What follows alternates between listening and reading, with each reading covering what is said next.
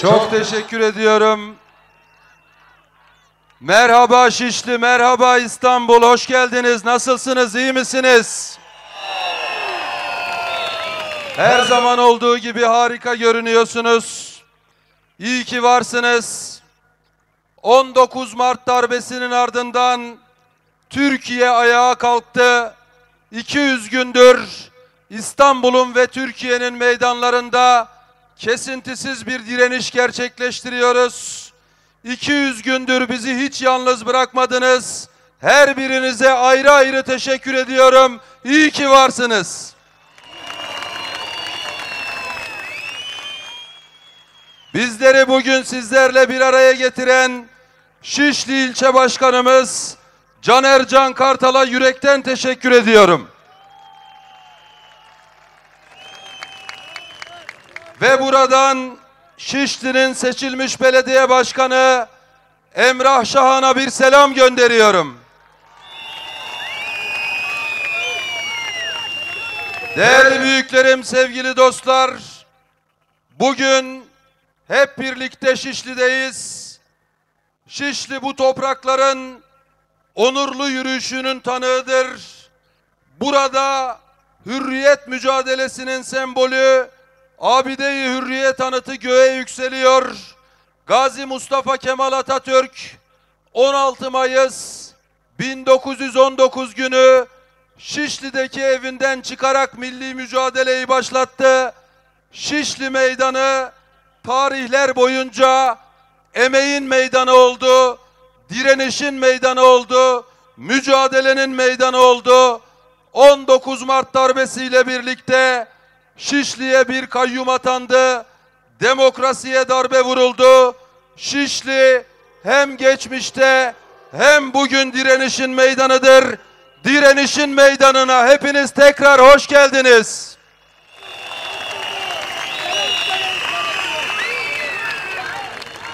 Şimdi sizlere Türkiye'nin umudu Cumhurbaşkanı adayımız Ekrem İmamoğlu'nun mektubunu okuyorum. Diyor ki Ekrem Başkanımız, değerli hemşerilerim, sevgili İstanbullular, kıymetli hanımefendiler, beyefendiler, sevgili gençler, güzel çocuklar, elleri öpülesi değerli büyüklerim, bu şehrin, bu ülkenin namuslu, mert vatandaşları, 200 gündür sizlerden uzaktayım. Çarşıda, pazarda sizlerle karşılaşmayı, sohbet etmeyi özlüyorum. Sizleri dinlemeyi özlüyorum. Hep aklımdasınız. Her birinize teker teker sarılıyor diyor Ekrem Başkanımız. Hepinize merhaba diyor.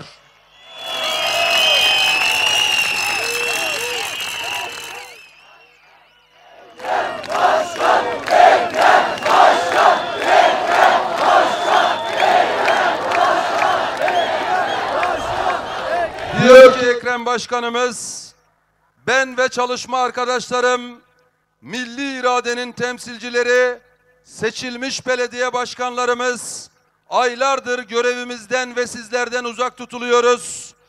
Bizler hukuki bir davada yargılanmıyoruz. Bu baştan sona siyasi bir davadır. Bizler yargılanmıyoruz. Bizi siyasi amaçlarına ulaşmak için yargılamadan cezalandırıyorlar. Bizler milletin siyasi iradesinin temsilcileriyiz. Bizler milletin refah ve mutluluk, adalet ve hürriyet talebinin temsilcileriyiz. Bizden korkuyorlar çünkü milletten korkuyorlar. Her derdin çaresi vardır ama içine millet korkusu düşenler çaresizdir, zavallıdır diyor Ekrem Başkanımız.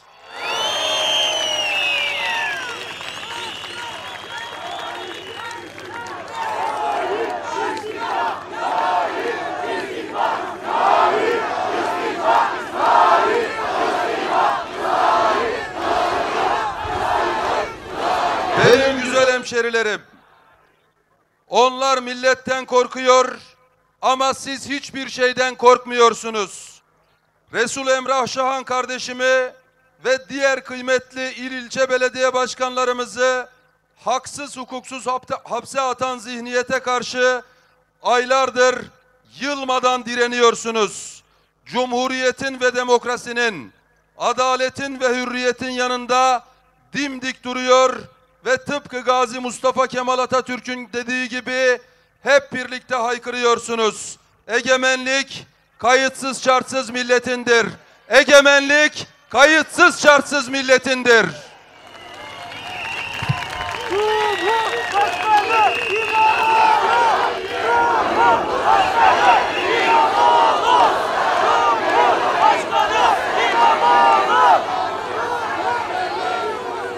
Milletin egemenliğini gasp etmeye çalışanlar, yarattıkları ekonomik, siyasi, idari krizlerle ülkemizi uçurumun kıyısına sürüklüyorlar.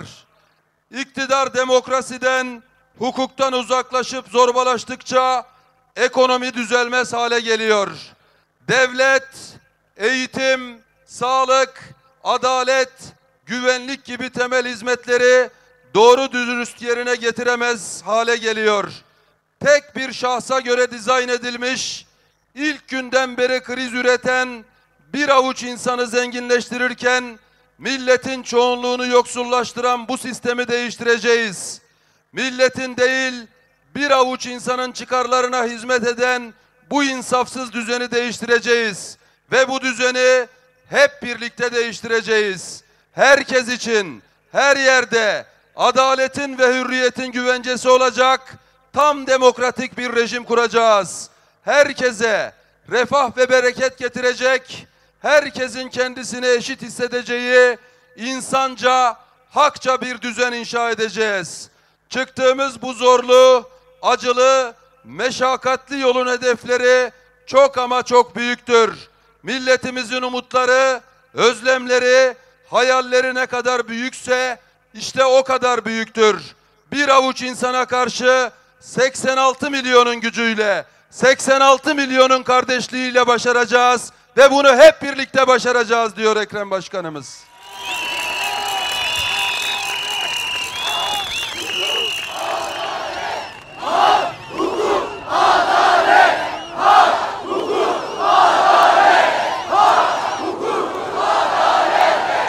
Bu cennet vatanda özgür, mutlu ve onurlu yaşamak için kim olduğumuzu, nerede olduğumuz hiç fark etmeyecek. İstanbul Boğazı'nın kenarında, Dicle Nehri'nin, Aras Nehri'nin kıyılarında, İç Anadolu'nun bozkırında, Ege'nin ovalarında, Karadeniz'in ormanlarında, Akdeniz'in yaylalarında, Trakya'nın tarlalarında aynı imkanları, aynı fırsatları bölüşeceğiz. Ortak değerlerimize, ortak sorumluluklarımıza hep birlikte sahip çıkarak sevinçleriyle, hüzünleriyle aynı hayatı paylaşacağız.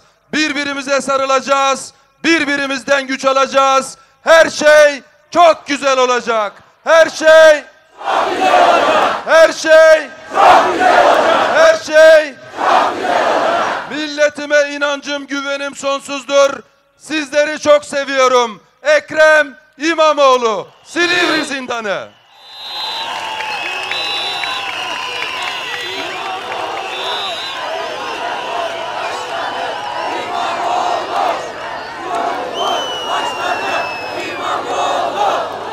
Haksız ve hukuksuz tutukluluğun 200. gününde buradan hep birlikte Cumhurbaşkanı adayımız Sayın Ekrem İmamoğlu'na güçlü bir selam gönderelim mi?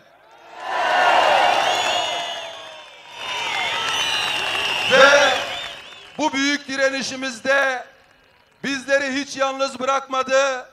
Bugün de burada olacaktı ama sağlık sorunları nedeniyle hastaneye kaldırıldı. Önceki dönem Genel Başkanımız Sayın Hikmet Çetin'e hem bir selam hem geçmiş olsun dileklerimizi hep birlikte gönderelim. Ve yarınımız güzel olsun diye aylardır zindanlarda olan yol arkadaşlarımız var. Silivri'de, Buca'da, Çorlu'da, Afyon'da, Bolu'da, Kandıra'da zindanlarda direnen yol arkadaşlarımız var. İBB bürokratları var, danışmanlar var, meclis üyeleri var, başkan yardımcıları var, aileler var, emekçiler var. Her birine ayrı ayrı selam olsun diyorum. Muhsin Böcek var, Muhsin Böcek! Bugün 19 Mart darbesinin 200. günü. Ancak bir yıldır haksız hukuksuz biçimde tutsak edilen arkadaşlarımız var. Bir yıldır tutsak edilen Esenyurt'un seçilmiş belediye başkanı Profesör Doktor Ahmet Özer'e hep birlikte bir selam gönderelim mi? Ve 268 gündür tutsak edilen Beşiktaş'ın seçilmiş belediye başkanı değerli kardeşimiz Rıza Akpolat'a hep birlikte bir selam gönderelim mi? Tam 219 gündür tutsak edilen Beykoz Belediye Başkanımız Alaaddin Köseler'e bir selam gönderelim mi?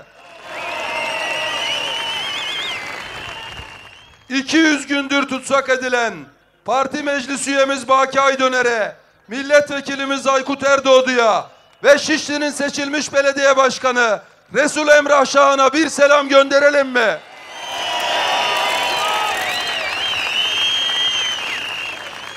Ailesinden 600 kilometre öteye sürdüler. Çok ciddi sağlık sorunları yaşadı. Çok ciddi bir kilo kaybı yaşadı. Halen zulüm ediliyor kendisine. Beylikdüzü Belediye Başkanımız Mehmet Murat Çalık'a hep birlikte bir selam gönderelim mi? Ve yerel yönetimler duayeni Büyükçekmece Belediye Başkanımız Hasan Akgün'e hep birlikte bir selam gönderelim mi? Ve gencecik pırıl pırıl kardeşlerimiz Gazi Osman Paşa Belediye Başkanımız Hakan Bahçetepe'ye, Avcılar Belediye Başkanımız Utku Caner Çaykara'ya hep birlikte bir selam gönderelim mi? Ve 92 gündür tutsak edilen Adana gibi insan Adana Büyükşehir Belediye Başkanı Sayın Zeydan Karalar'a hep birlikte bir selam gönderelim mi? Antalya Büyükşehir Belediye Başkanımız Sayın Muhittin Böcek'e hep birlikte bir selam gönderelim mi? Ceyhan Belediye Başkanımız Kadir Aydar'a, Seyhan Belediye Başkanımız Oya Tekin'e ve Şile'nin seçilmiş belediye başkanı Özgür Kabadayı'ya hep birlikte bir selam gönderelim mi? Ve 50 gündür tutsak edilen Beyoğlu Belediye Başkanımız İnan Güney'e hep birlikte bir selam gönderelim mi? Ve tehditlere, şantajlara boyun eğmeyen, ya bize katıl ya cezaevine gidersin diyenlere ben Cumhuriyet Halk Partiliyim, terzi fikri geleneğinden geliyorum, ben eğilip bükülmem diyen Bayrampaşa Belediye Başkanımız Hasan Mutlu'ya hep birlikte bir selam gönderelim mi? Ve benim çok kıymetli yol arkadaşım, değerli dostum, abim, bu hukuksuzluğun içerisinde onu da cezalandırıyorlar. İzmir İl Başkanımız Şenol Aslanoğlu'na bir selam gönderelim mi? Eski İzmir Büyükşehir Belediye Başkanımız Tunç Soyer'e, eski Sarıyer Belediye Başkanımız Şükrü Genç'e hep birlikte bir selam gönderelim mi? Ve uzun yıllardır tutsak edilen gezi tutsaklarına, gazetecilere, sanatçılara, zindanlarda direnen tüm siyasi tutsaklara hep birlikte güçlü bir selam gönderelim mi? Son olarak değerli büyüklerim, sevgili dostlar, arkadaşlarımızı tutsak ederek bizi durdurmaya çalışanlar şunu çok iyi bilsinler. Bizim selamımız o duvarları aşar. Onların yüreğindeki güzel duygular o duvarları aşar. Bugün zorba azınlık iktidarın farkında olmadığı işte budur. Biz çoktan kazandık. Birliktelikle kazandık. Dayanışmayla kazandık. Mücadeleyle kazandık. Er ya da geç azınlık iktidarı da bunu kabullenecek. Her zaman halk kazanır. Her zaman haklı olan kazanır. Halkla kavga edenler hep kaybederler. Hiç kimse umutsuzluğa kapılmasın. Bu mücadelenin sonunda hak kazanacak. Halk kazanacak. güzel Türkiye'miz kazanacak. Yaşasın adalet, yaşasın özgürlük, yaşasın demokrasi, yaşasın tam bağımsız Türkiye. Hepinizi saygıyla ve sevgiyle selamlıyorum.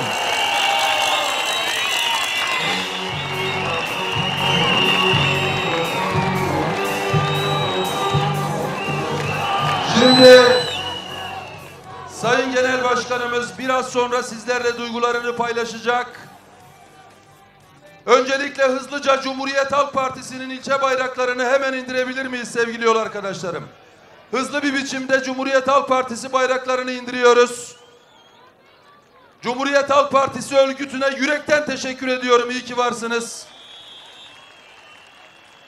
Belediye İş Sendikası'na yürekten teşekkürler. Hiç bizi yalnız bırakmadılar. HKP'ye yürekten teşekkürler.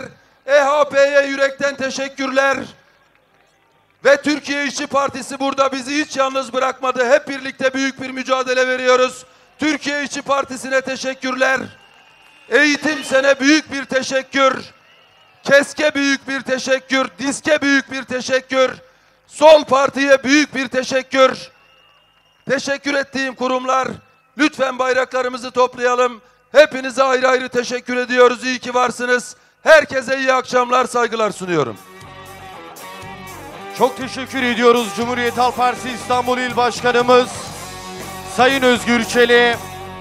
Sevgili dostlar, sizleri selamlamak üzere 200 gündür zulme, haksızlığa ve adaletsizliğe karşı adalet ve dayanışma için yılmadan mücadele eden Cumhurbaşkanı adayımız, İstanbul Büyükşehir Belediye Başkanımız Sayın Ekrem İmamoğlu'nun kıymetli eşi Dilek'in bir misafiri daha var.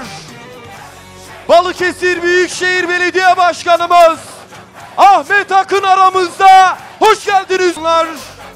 Şişli'nin evlatları, Yüksek Disiplin Kurulu üyemiz Ayşe Akpek Şenay'ı buraya. Şimdi ben buraya sizlerin huzuruna 19 Mart darbesine karşı durarak 200 gündür millet iradesi için meydanlarda milyonlarla birlikte mücadele eden Türkiye'nin kararlı ve cesur lideri Cumhuriyet Halk Partisi'nin Genel Başkanı Özgür Özel'i davet ediyorum.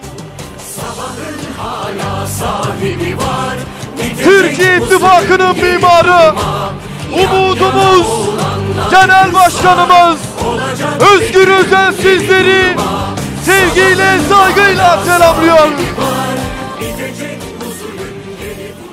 Hoş geldiniz. Merhaba Şişli. Yine meydanlara sığmayan, omuz omuza dayanışmaya gelen, seçtiğinin arkasında duran, iradesinin arkasında duran tüm Şişlililere selam olsun. Hoş geldiniz. İlk mitinglerden birini Şişli'de gerçekleştirmiştik. İstanbul'u tamamlayıp umarım ihtiyaç kalmaz, sıra 39 mitingden sonra Şişli'ye gelecekti. Ancak 200. tutukluluğun 200. günü, 200. kara gece bu gece ve bugün 100. günde nasıl hep birlikte Saraçhane'deysek sembolik bir yerde olalım dedik ve bu büyük adaletsizliklerin, büyük haksızlıkların merkezi Çağlayan Adliyesi'ne yakın bu meydanda bu adaletsizliklere meydan okumaya geldik.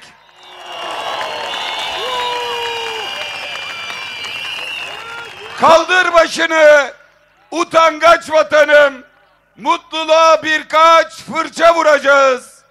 Bütün renklerle onurlu, güzel yarınlar kuracağız. Saklında dursun umut, yaranı bunlar saracak. Elimden tut, eğme başını.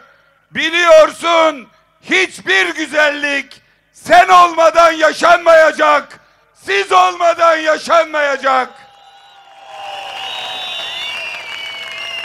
Buradan 19 Mart darbesiyle birlikte Silivri zindanında olan Şişli'nin seçilmiş belediye başkanı, önce kent uzlaşısı diye alıp götürdükleri, konjonktür değişince hadi bakalım ne yapacağız, diğer dosyaya dahil edelim dedikleri, kumpaslardan kumpas beğendirttikleri, bileğini bükemedikleri, baş eğdiremedikleri Resul Emrah Şahan'a selam olsun.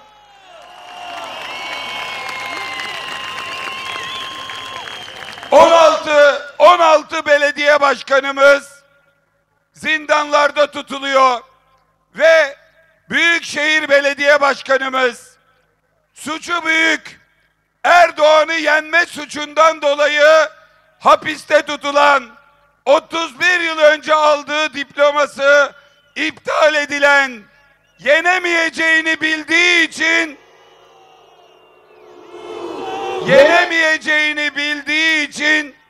tüm gücüyle saldırdığı ama başını eğdiremediği, bileğini bükemediği ve hepimizin arkasında olduğu bir sonraki Cumhurbaşkanımıza, Ekrem Başkan'a selam olsun.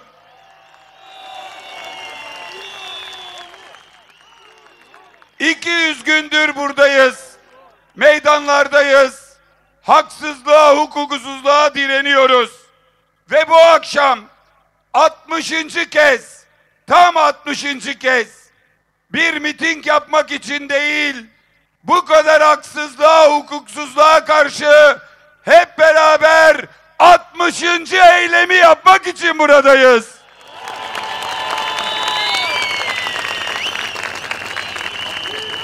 Otobüsün üzerinde hep her çarşamba birlikte olduklarımız da var. Türkiye'deki tüm büyükşehir belediye başkanlarımızı temsilen bugün de burada Balıkesir Belediye Başkanı Ahmet Akın evladınız var. Olanlar gibi bir de maalesef olmayan var.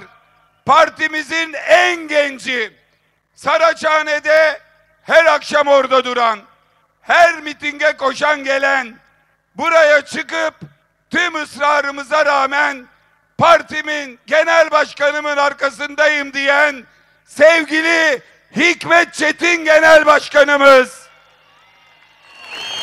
partinin Hikmet abisi, maalesef bir rahatsızlığından dolayı tedavi görüyor. Yoğun bakımda ama biraz yoğun bakımda hayati tehlikeyle değil, tedbiren tutuluyor. Kuvvetli ihtimal kalbi burada atıyor, gözü burada, kulağı burada. Genel Başkanım Hikmet Çetin'e bir kuvvetli destek alkışı.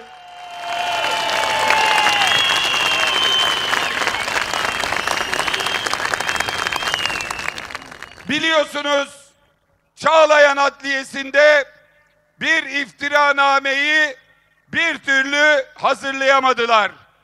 Bakın, elbette büyük haksızlıklar var, büyük hukuksuzluklar var ama en önemlisi ilk günden beri önce gizli tanıklar, içlerinde gizli tanıkların ne suçları ne ahlaksızlıkları çıktı. Ardından insanlara çocuklarıyla, yakınlarıyla tehditler, şantajlar, sürgünler var. Sağlığıyla uğraşan Mehmet Murat Çalık'la, Antalya Büyükşehir Belediye Başkanımız Muhittin Böcek'le onları adeta ölümle tehdit etmek, hayatlarıyla tehdit etmek, ailelerinin, annelerinin, evlatlarının gözyaşları önünde onlarla uğraşan bir vicdansız anlayış var. Ve artık hep beraber bu işin bir son bulmasını, iddianamenin ortaya çıkmasını, ne iftiraları varsa artık ortaya dökülmesini, yanıtları vermemizin zamanının geldiğini söylüyoruz. Tam 200 gündür haysiyetimizle oynuyorlar. 200 gündür ahlaksızca saldırıyorlar. Her sabah başka bir yalanı servis edip günlerce üzerinde tepinip yalan olduğu çıkınca onu geri çekip yenisini ortaya koyuyorlar. Buradan beklentimiz şudur. Biz o iddianameyi bekliyoruz. Yargılanmak için değil, bu iftiracıları yargılamak için bekliyoruz.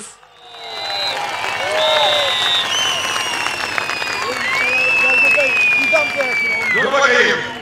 Bir dakika. Beyoğlu burada mı Beyoğlu? Dün grup toplantısına gelen burada. Dur neydi? Kadim abi. Şimdi burada slogan atacağız. Kadim abi dün gruba geldi. Birkaç kere slogana yanlış yerden girdi. Dedim ki Kadim abi yarın Şişli'ye geliyorsun. Bu işi hep beraber çalışacağız. Kadim abi sen başlat biz devam edelim. Kurtuluş yok. Tek başına, hep beraber, hiçbirimiz. Kurtuluş yok. Tek başına, ya hep beraber. Kurtuluş yok. Tek başına, ya hep beraber, hiçbirimiz. Cimicim Kadim abi görüyor musun sen? Dün sosyal medyanın en merak edilen adamıydı. Dön abi Kadim abi şu tarafa doğru. Sen başlat bir sloganı atalım. Özgür İstanbul, özgür Türkiye. Özgür İstanbul, özgür Türkiye. Özgür İstanbul, özgür Türkiye. Kadim abi sen bana torpil yaptın. Özgür Başkan'a torpil yaptın. Bence şöyle bir sloganı sen başlat. Buradan Silivri'ye kadar geçsin.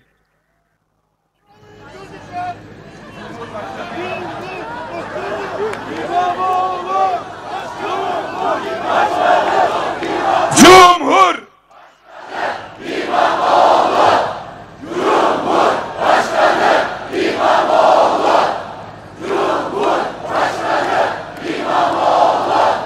Şişli Meydanı İnan başkanlarına sahip çıkan Beyoğlu örgütüne, dün grupta, bugün buradaki Kadim abiye ve buradan ta Silivri'ye bir dayanışma alkışı.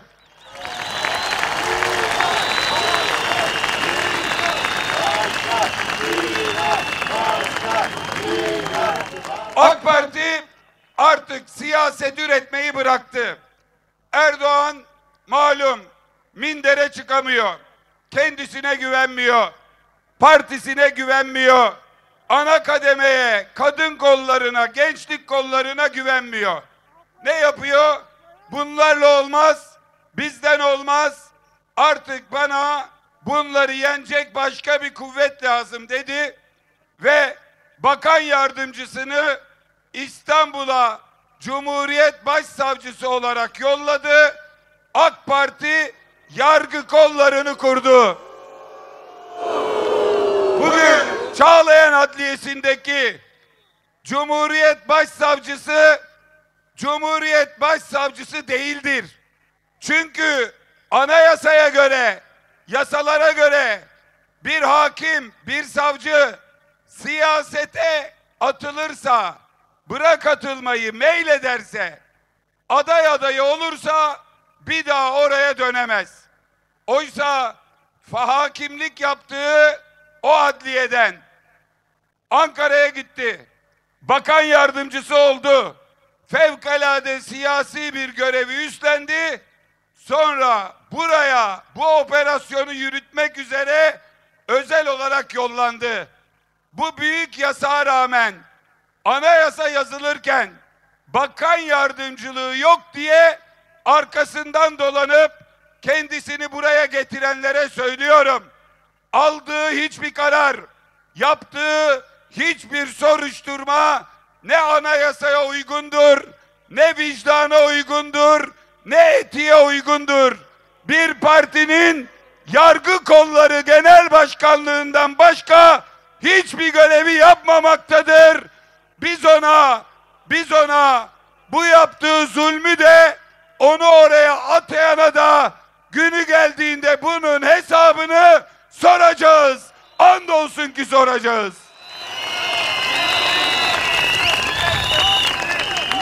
...200 gün önce bu milletin iradesine darbe yaptılar. Kimse neyle suçlandığını bilmiyor. Ortada bir iddianame yok.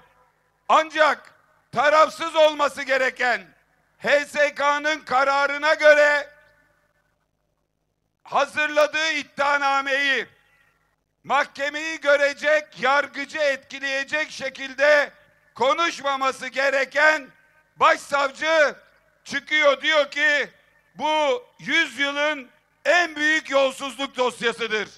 Hakimler Savcılar Kurulu açık yasağa rağmen buna hiçbir şey söylemiyor. Gizli olan soruşturma evrakları yandaş gazetecilere servis ediliyor. 200 gün boyunca adalet aramak yerine bir algı yönetimiyle uğraştılar. Arkadaşlarımızı perişan ettiler, boyun eğdirmeye çalıştılar, büyük haksızlıklar yaptılar ve 200 günün sonunda verdikleri sözü tutmayıp, iddianameleri halen hazırlamayıp, bir de basına bilgi notları yolluyorlar. Neymiş efendim? Tuğla gibi iddianame geliyormuş. Bu lafı bir yerden hatırlıyor musunuz? Tuğla gibi iddianame. FETÖ'cüler balyoz kumpasına tuğla gibi iddianame demişlerdi. Ergenekon safsatasına tuğla gibi iddianame demişlerdi. O gün tuğla gibi iddianameyi Zekeriya Öz yazmıştı. Kuddisi Okkıra örgütün kasası diyordu. 5 parasız halde cenazesini Silivri Belediyesi kaldırdı. Ahmet Tatar'a suikastçı dediler. Kendi yaşamına son verdi. Ama sonunda tamamen iftira olduğu, suikastle muikastle hiçbir alakası olmadığı ortaya çıktı. Bu ülkenin Genelkurmay Başkanı İlker Başbuğ'a terörist dediler. Terör örgütü başı dediler. İlhan Selçuk'a darbeci dediler. Mustafa Balbay'a, Mehmet Haberal'a, Tuncay Özkan'a müebbet hapis verdiler darbe planlamaktan. Ama ne oldu? Tuncay Özkan, Mustafa Balbay, Mehmet Haberal meclis koridorlarında alnı açık, başı dik dolaşıyor. Tuğla gibi iddianameyi hazırlayan Zekeriya Öz sıçan gibi kaçtı Amerika'ya. Sıçan gibi. Şimdi o günlerde Zekeriya Öz'ün altına Mercedes veren Erdoğan'dı. Ben bu davanın savcısıyım diyordu. Kapı gibi arkasındayım diyordu. Ahmet Tatar'ın ölümüne sebebiyet veren, Kuddisi Okkır'ın ölümüne sebebiyet veren, hatırlayın şuracıkta Türkan Saylan'ın evini bastılar. 74 yaşında kanser hastası Türkan Saylan'ın evini bastılar. O gün Zekeriya Öz polislere o kanunsuz emri verdi. Aynen bugün yaptıkları gibi. Ev arandı, tarandı. O sırada bir polis memuru kaşla göz arasında Türkan Saylan'ın kulağına eğildi. Çok ihtiyacım var. Evladıma burs olabilir mi dedi. Türkan Hoca böyle yaptı. İsmini aldı. Sonra polisler gittiler. Türkan Hoca bu ricayı görev bildi.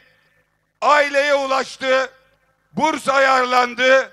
O gün evi basmaya gelen polisin çocuğu çağdaş yaşamdan yıllarca burs aldı. Mezun oldu. Demek ki neymiş? Demek ki neymiş? En acımasız zulümlere bile direnirken bizim gibi insanlar düşmanlarına benzemiyormuş. Bakın nasıl bir kötülükle karşı karşıyayız? Bunu AK Partili, MHP'li kimi görürseniz anlatın. Tayyip Erdoğan İstanbul Büyükşehir Belediye Başkanı iken öyle %50 oyla 1 milyon farkla falan da değil, 5-6 güçlü rakibin içinden %23 oyla seçilip geldiğinde İstanbul'da kendisi hakkında başkanlığı sırasında dünya kadar soruşturma açıldı. İddianameler düzenlendi. Rüşvetle, irtikapla, ihaleye fesat karıştırmakla, terör örgütüne yardım yapmakla suçlandı. Sorun bakalım, bir gün kapısına polis dayandı mı? Kapıyı açan Emine Hanım'a çekil sen, Tayyip'i almaya geldik diyen oldu mu? Bize öyle diyorlar. İttiriyorlar. Adınla hitap ediyorlar. Alıp götürüyorlar. Sorun bakalım. Tayyip Erdoğan, sorun bakalım. Bir gün vatan emniyette tutuldu mu? Sorun bakalım. Hiç tutuklandı mı? Bir gün cezaevinde yatıp tutuklu yargılandı mı? Tüm süreçleri tutuksuz oldu. Mahkeme Siirt'te okuduğu bir şiirden ceza verdi. Onun cezası Yargıtay'a gitti. Onaylandı. O durumda bile Pınarhisar cezaevine telefonla çağrıldı. Bir tane kolunda polisle, jandarmayla fotoğraf servis edildi mi? Türkan Saylan evini arayan polisin evladına burs ayarlayıp 5 yıl boyunca okutacak gibi düşmanına benzemeyen bir yapıda insan, bu tarafta kendine yapılmayanı 30 sene sonra rakibine yapan, 17 yaşındaki bir çocuğun diplomasını 31 sene sonra iptal ettiren, kötülükten başka bir şey düşünmeyen bir korkak var karşımızda. Bir korkak var.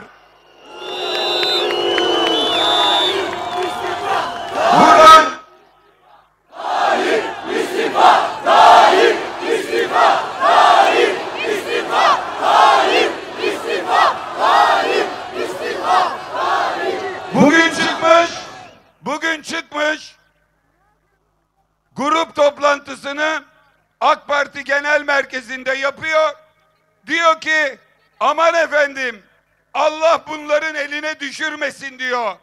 Bakın biz yıllar önce Tayyip Erdoğan hem de o mahkemelerden, yolsuzluktan, rüşvetten, irtikaptan sakın ha sakın sanmayın ki yargılandı, beraat etti. Ne olmuş? Söylüyor musunuz?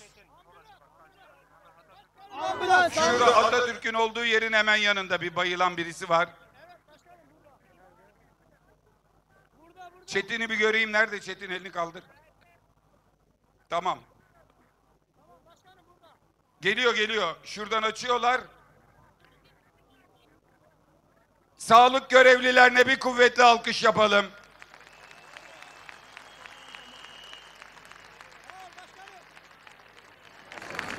Biliyorsunuz koronada sağlık görevlileri çok çaba sarf ettiler. Tayyip Bey ne diyordu? Hakları ödenmez. Hakları ödenmez dedi. Hakikaten ödemedi haklarını. Halen daha perişan durumdalar.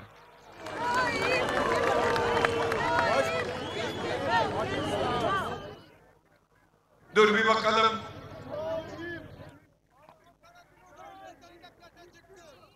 İyi mi? Şimdi diyor ki Allah bunların eline düşürmesin. Bu milleti Allah senin eline düşürdü. Sana yapılmayanı yapıyorsun.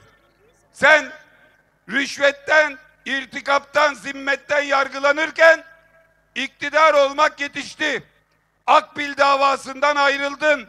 Başka davalardan aklandın. Senin mahkemelerini görenleri, lehine oy verenleri anayasa mahkemelerine taşıdın. Yargıtaylara taşıdın. Onu yaptın, bunu yaptın. Hepsini bu millet görüyor. Ama gücü eline geçirdiğinde sana yapılmayan kötülüğü arkadaşlarımıza yaptığını da bu millet gözleriyle görüyor, senin notunu veriyor. Ey Erdoğan, sen bu milletin gönlünden de düştün, gözünden de düştün artık. Ağzına sağlık başkanım.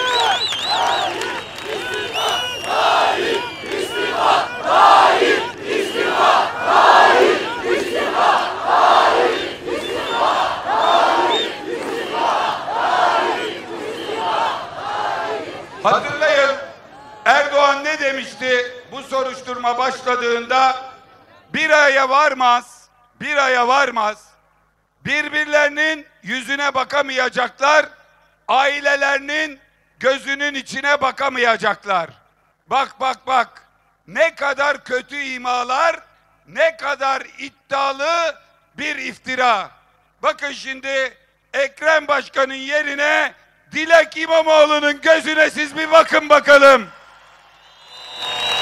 Hiç bu gözde Ekrem'in gözüne bakamayacak bir göz var mı?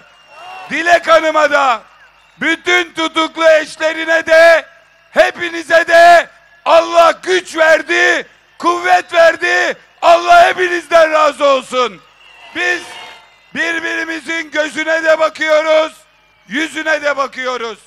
Buradan, Şişli'den Tayyip Erdoğan'ın gözüne bakarak, Sayın Erdoğan, bir ay dedin, üzerinden 6 ay 20 gün geçti.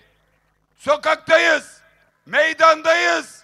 Ben Şişli'de 10 binlerin yüzüne bakıyorum ve şunu söylüyorum. Arkadaşlarımız masumdur. Sonuna kadar arkalarındayız.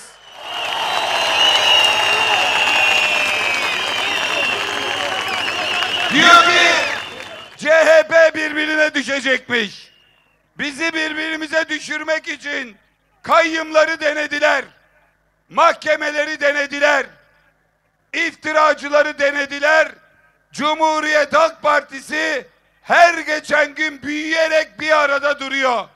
Ama öbür tarafta bir damat, bir oğlan, bir de TikTokçu Hakan birbirlerini yiyorlar, birbirlerini. Birbirlerine manşetlerden, yandaş gazetelerden operasyon çekenler. Cumhuriyet Halk Partisi'ni asla ve asla karıştıramazsınız. İstediğiniz kadar saldırın, istediğiniz kadar uğraşın. Biz birbirimizden ayrılmayız. Cumhuriyet Halk Partisi bu ülkenin son kalesidir. Ele geçmez, geçirilemez.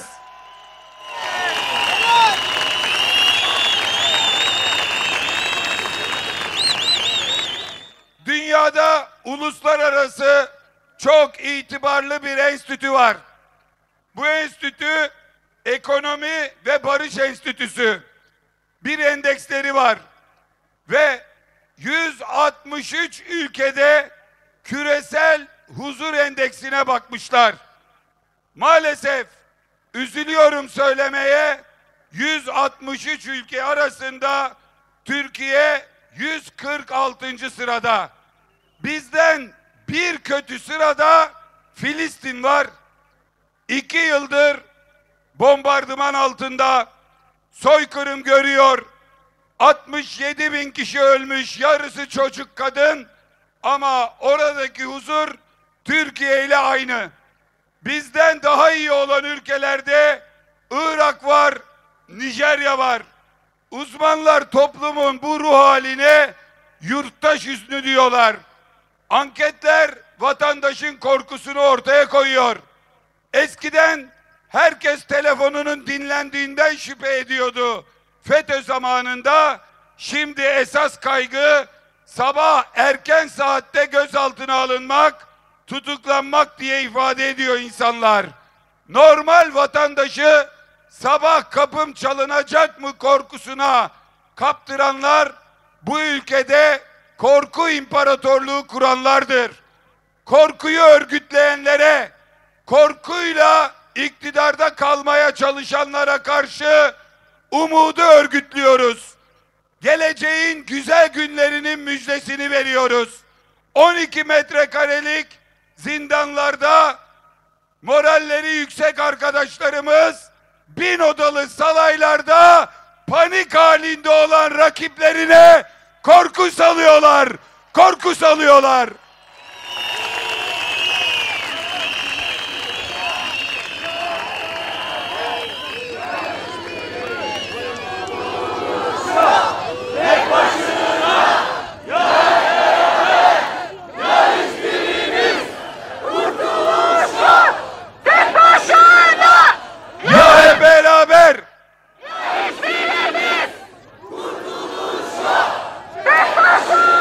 Kadim abi bağır biraz.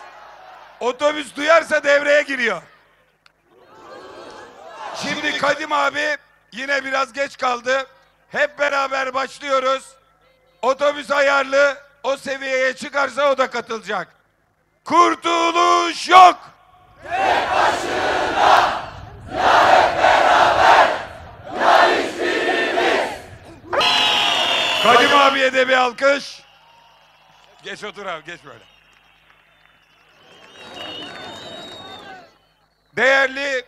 Değerli Şişliler, elbette tek başına bir kurtuluş mümkün değil. Bugün bu meydanda bizimle birlikte olan tüm siyasi partilere, tüm sendikalara, tüm derneklere, tüm örgütlere ve tüm yüreklere binlerce teşekkür ediyorum. Bu ülkenin umudunu siz ayakta tutuyorsunuz.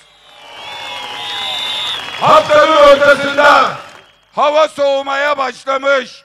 Akşamın 9.30'u 10'u buradasınız ve bir inançla buradasınız. Bir mücadele için buradasınız.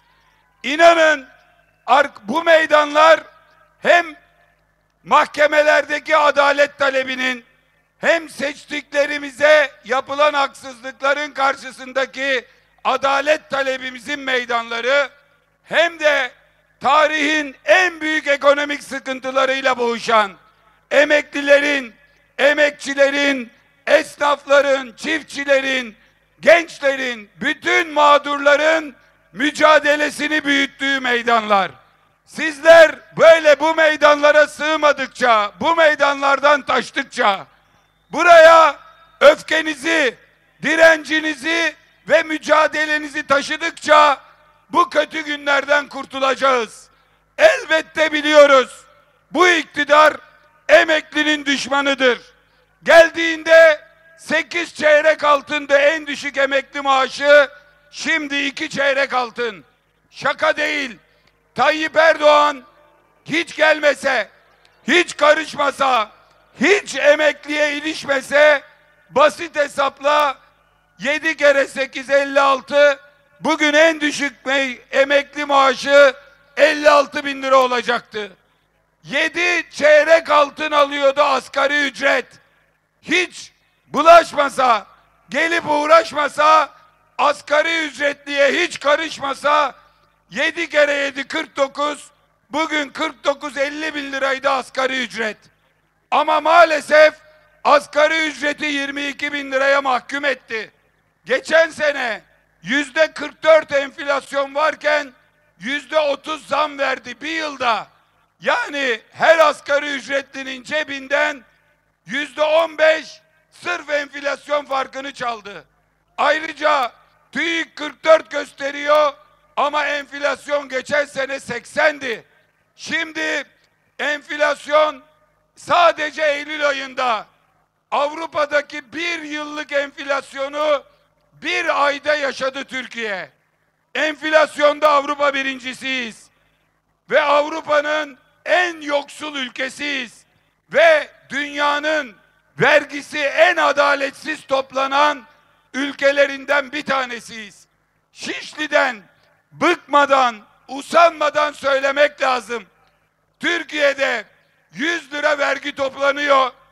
Bu verginin 66 lirası fabrikanın patronuyla, fabrikanın bekçisinden, hatta sokakta işsiz gezenden eşit alınıyor.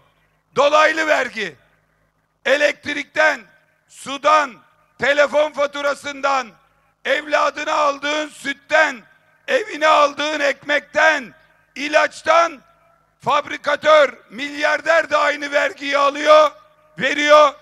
En gariban da aynı vergiyi veriyor. %68 böyle, 66 böyle. %23 aldığınız maaşlardan. Şu AVM'de çalışan emekçi kardeşimin maaşı eline geçmeden kesilen para. Hepinizin daha maaşınıza dokunmadan alınan vergi %23. Yaptı mı sana %89? Geriye kalan %11 bütün holdinglerin, bütün bankaların, bütün ihracatçıların, bütün fabrikatörlerin, bütün şirketlerin toplam ödediği kurumlar vergisi %11. Yani 100 liralık verginin bunu anlatın. Eğer bunu anlatabilirsek, AK Parti'nin seçmeni bunu bilse bir daha dönüp bunlara oy değil selam bile vermez. MHP'nin seçmeni bunu bilse bunlara dönüp de selam vermez. 100 lira vergi, 89 lirası biz garibanlardan, 11 lirası bu zenginlerden. Andolsun ki iktidar olacağız. Bunu tam tersine çevireceğiz. Andolsun.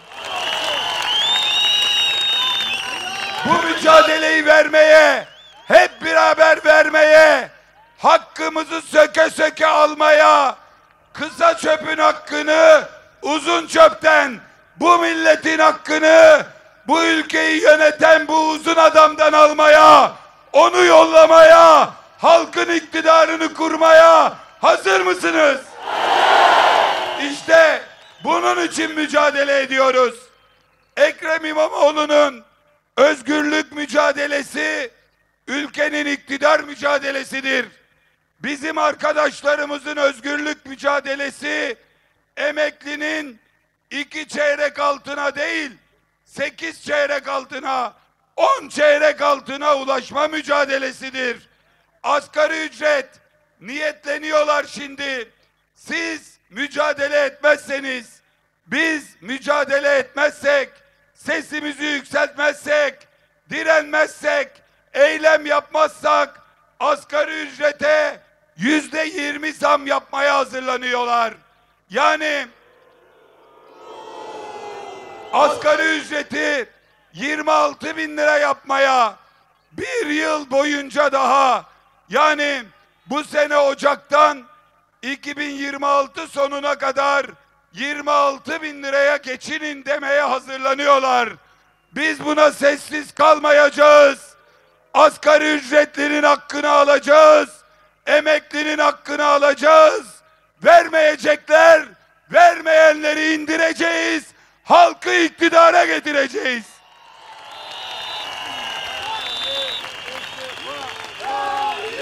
Birileri durum böyleyken Amerika'ya gidip Trump'tan icazet dileniyor. Ve birileri diyor ki Erdoğan'ın Trump'la arası çok iyi. Doğru. Bana da Erdoğan'ın yaptığı gibi kocaman bir hediye paketiyle gitseler ben de Erdoğan'ı överim. Trump Erdoğan'ı boşuna mı övüyor? Babasının ayrına mı övüyor? Senin sırtından övüyor, senin sırtından. 225 tane Boeing al. Git pahalı sıvılaştırılmış doğalgazı Amerikan şirketlerinden 20 yıllığına al. İstediği her tavizi ver. Bir de utanmadan memleketin geleceği olan nadir toprak elementlerini Trump'a peşkeş çek. Kendi iktidarınla memleketin geleceğini Trump et. Buna ne ben izin veririm, ne Gazi Mustafa Kemal Atatürk'ün partisi, ne de aziz Türk milleti.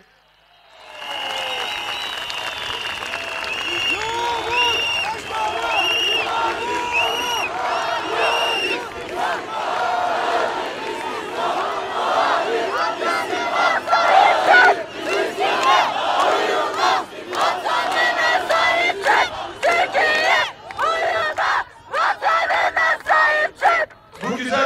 abimin adı ne? Bağıran. Nurten. Nurşen. Kadim abi bak, bu işin profesyoneli Nurşen burada. Diyor ki, Beyoğlu'ndan mısın sen de? Diyor ki, Türkiye uyuma madenlere sahip çık. Türkiye uyuma madenlere sahip çık. Türkiye uyuma madenlere sahip çık. Bunu çok önemsiyoruz. Bakın, bu nadir toprak elementlerini bizimkiler kamyon kamyon çıkartıp 3.30 paraya Trump'a vermeye kalkıyorlar. Bunlar dünyanın en kıymetli madenleri. Bundan gelişmiş teknolojisi olanlar, Çin, Amerika başta olmak üzere yüksek teknolojiyle nadir elementleri ayırıyorlar. Yüksek kapasiteli süper mıknatısları ayırıyorlar. Bununla cep telefonları yapıyorlar. Bununla lazer teknolojileri yapıyorlar. Akıllı cihazlar yapıyorlar ve aldıkları paranın binlerce katına bütün dünyaya satıyorlar. Bugün Apple'ın toplam ihracatı 391 milyar dolar. Bu geçen sene Türkiye'nin toplam ihracatı 262 milyar dolar. Türkiye'nin neredeyse 1,5 katı fazla bir şirket ihracat yapıyor. Ne sayede yapıyor? Yüksek teknoloji sayesinde yapıyor.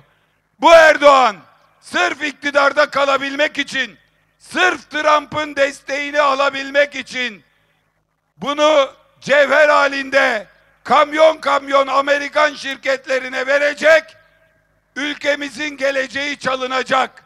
Bu elementler dünyada her ülkede yok. Türkiye dünyada 5. sırada. Teknolojimiz o noktaya gelene kadar biz de onları işleyene, üretene ve değerinde dünyaya satana kadar asla ve asla bu altın yumurtlayan tavuğu kesmemeliyiz. Altın yumurtlayacak tavuğu Trump'a teslim etmemeliyiz.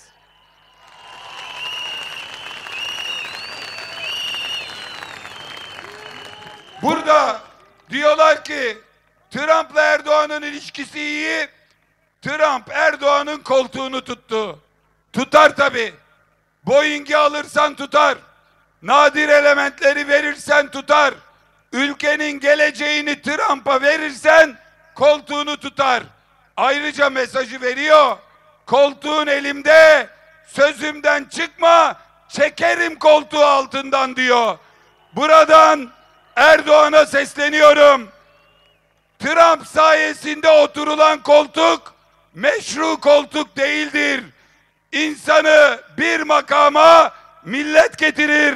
Seni de getirdi, millet götürür. Seni de götürecek.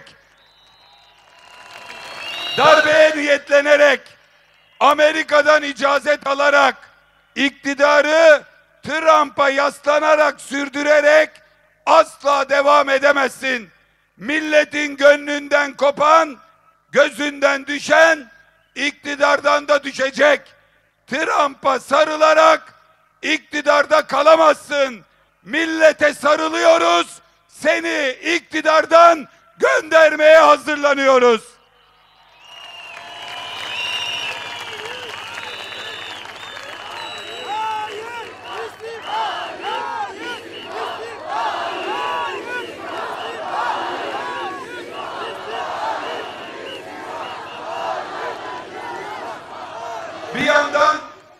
Bir yandan da gözümüz kulağımız Filistin'de, Gazze'de.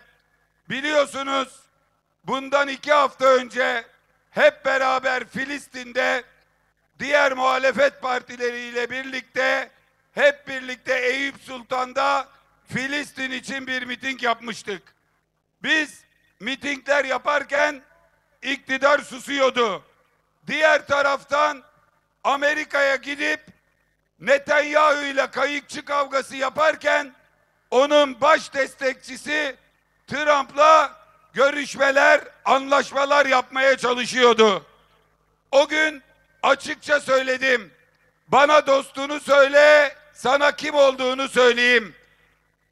Senin dostunun benim dostumdur. Senin düşmanın benim düşmanımdır. Bu mantıkla bakarsan Trump'ın dostu Netanyahu'dur. Dostunun dostu Erdoğan'ın dostu Netanyahu'dur. Burada Trump'a ses etmeden Netanyahu ile yapılan iş kayıkçı kavgasıdır. Ve eğer sen Netanyahu'ya karşıysan Trump'a da karşı durmayı bileceksin. Çünkü Netanyahu'ya Trump savaş kahramanısın diyor. Oysa o bir insanlık suçu işleyen soykırımcıdır. Trump'a savaş kahramanı, Netanyahu'ya savaş kahramanı diyen Trump'la dostsan sen Filistin'in dostu olamazsın. İşte şimdi ilk giden filoya İsrail saldırmıştı. İkinci grupta oraya giden ikinci grupta Mehmet Atmaca milletvekilimiz, Necmettin Çalışkan milletvekilimiz, Sema Silkün'ün milletvekilimiz bulunuyorlardı. Üçünü de bugün sabah haksız bir müdahaleden sonra gemileriyle birlikte limana götürdüler. Aldığımız bilgilere göre ben kendileriyle telefon irtibatı sağlıyordum. Dünden itibaren görüşemedik.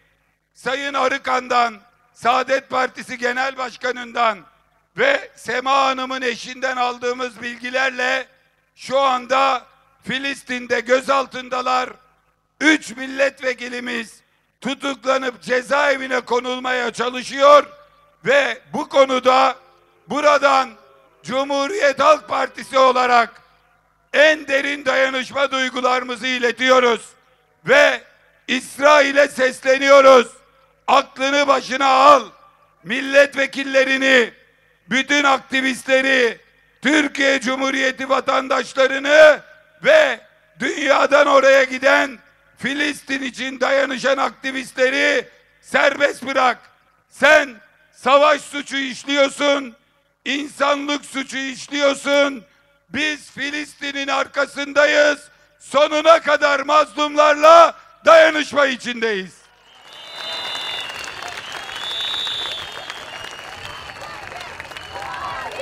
İsrail, işbirlikçi AKP!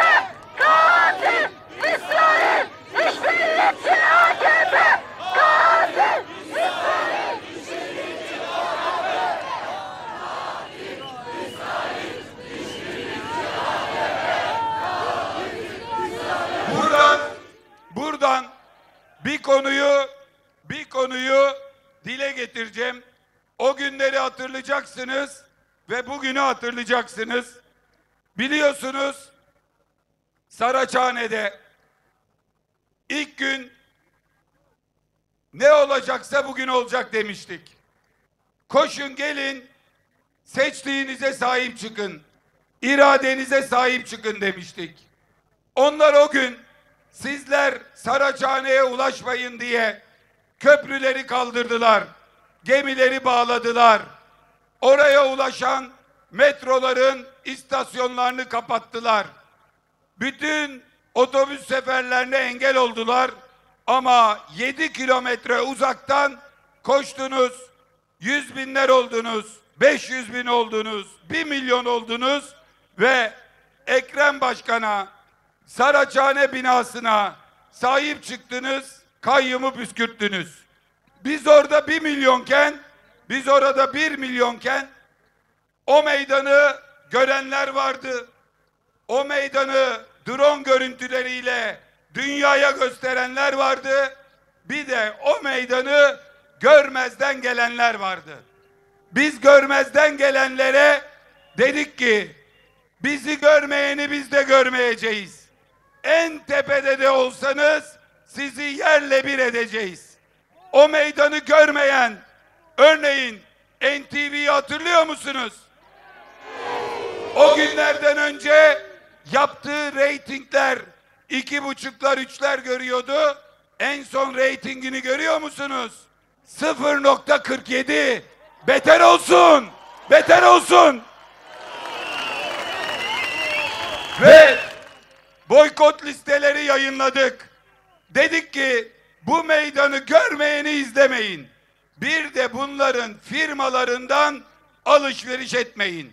Örneğin DNR'dan kitap almayın. Örneğin Günaydın'da yemek yemeyin. Listeler, boykot listeleri var, görüyorsunuz. Bizi görmeyeni görmemeye, izlemeyeni izlememeye devam ediyoruz. O günlerde bu yayın kuruluşlarıyla bir ilgisi olmadığı halde ben boykot deyince meydandan, gençlerden bir talep yükseldi, bir tepki yükseldi. Bir kahve zincirinin adını söylediler ve dediler ki bu kahve zinciri kampüslere geldi. Kahveleri ele geçirdi. Bu kahveleri zincirleştirdi. Fiyatları arttırdı ve biz bunu zaten boykot ediyoruz. Siz de katılın.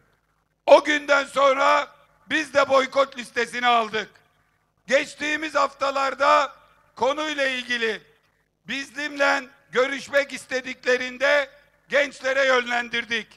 Bizim de gençlik kollarımızı görevlendirdik.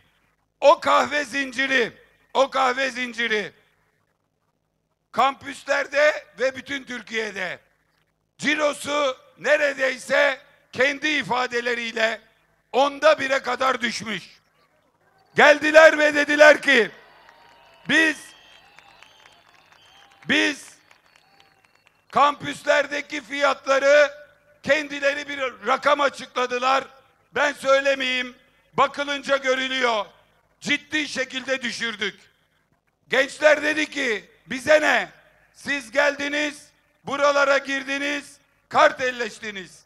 Onlar şöyle bir öneriyle geldiler ve şunu söylüyorlar.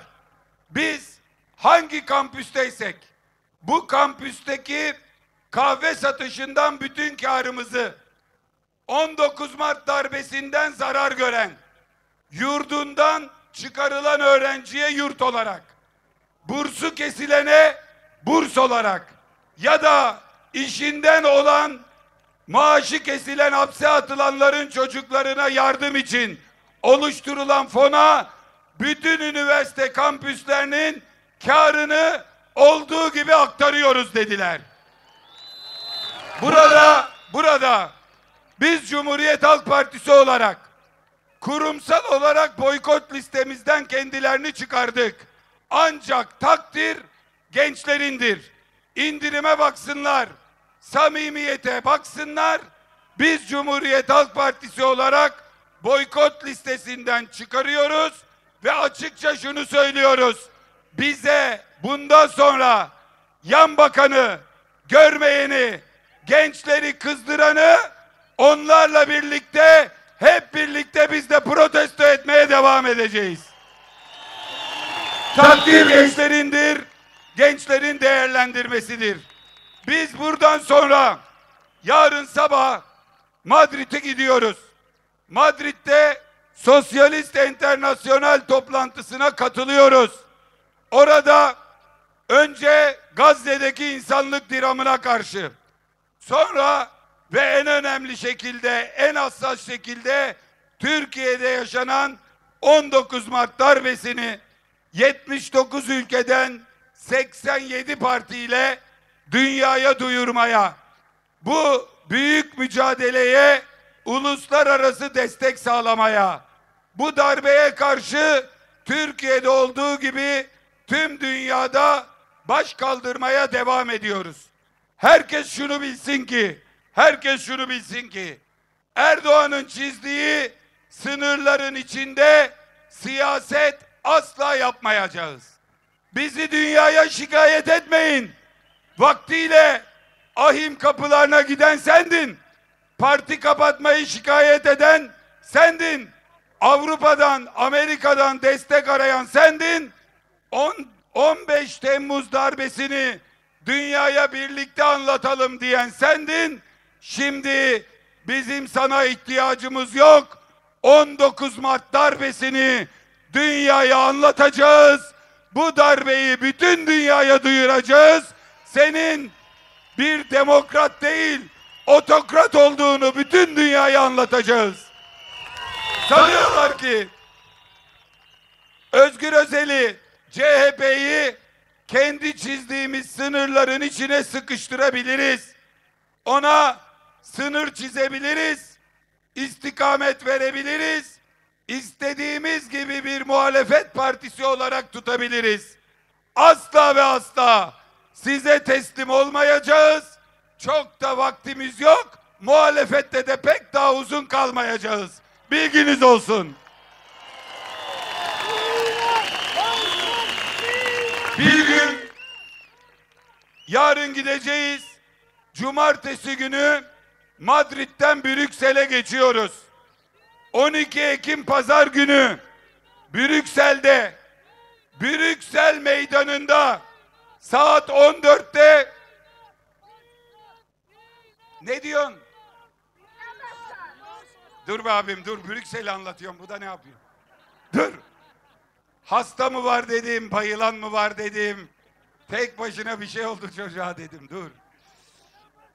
Brüksel'de 12 Ekim Pazar günü saat 14'te Brüksel Meydanı'nda 61. eylemi Brüksel'deki, Hollanda'daki, Almanya'daki, Fransa'daki yurttaşlarımızla ve yoldaşlarımızla yapacağız. Bundan sonra elbette her çarşamba İstanbul'da, her hafta sonu Anadolu'da, icap eden her zaman dünyanın bir başka yerinde bu darbeye direneceğiz, duyuracağız, püskürteceğiz.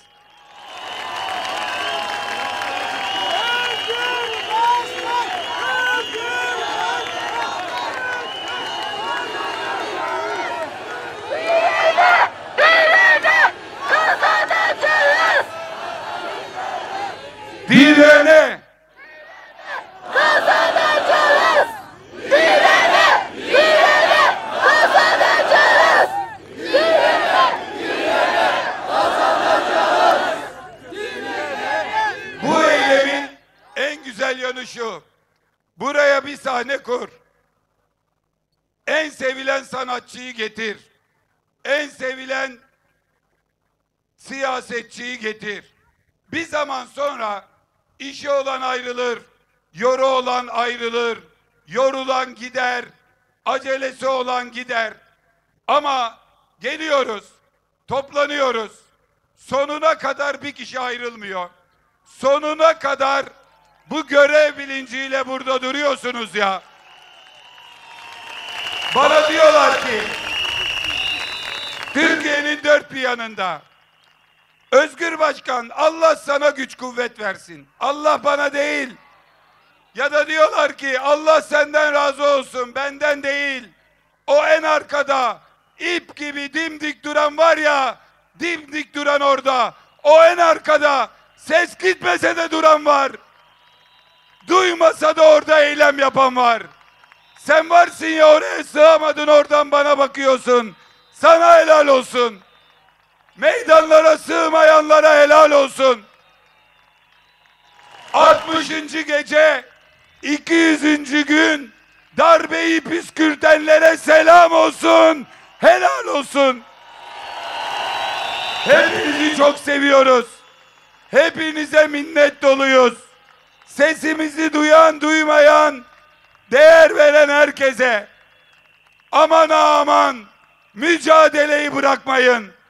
Biz durursak bu milletin üstünden geçecekler. Biz bir kelime eksik konuşursak bu milleti susturacaklar. Biz bir adım geri atarsak bu millete 100 yıl geriye taşıyacaklar. Biz 1 santim eğilirsek bunlar bu millete diz çöktürecekler. Buna izin vermemeye hazır mıyız? Birlikte yürüyecek miyiz? Bu yolu yürüyüp en sonunda Zafere hep beraber ulaşacak mıyız?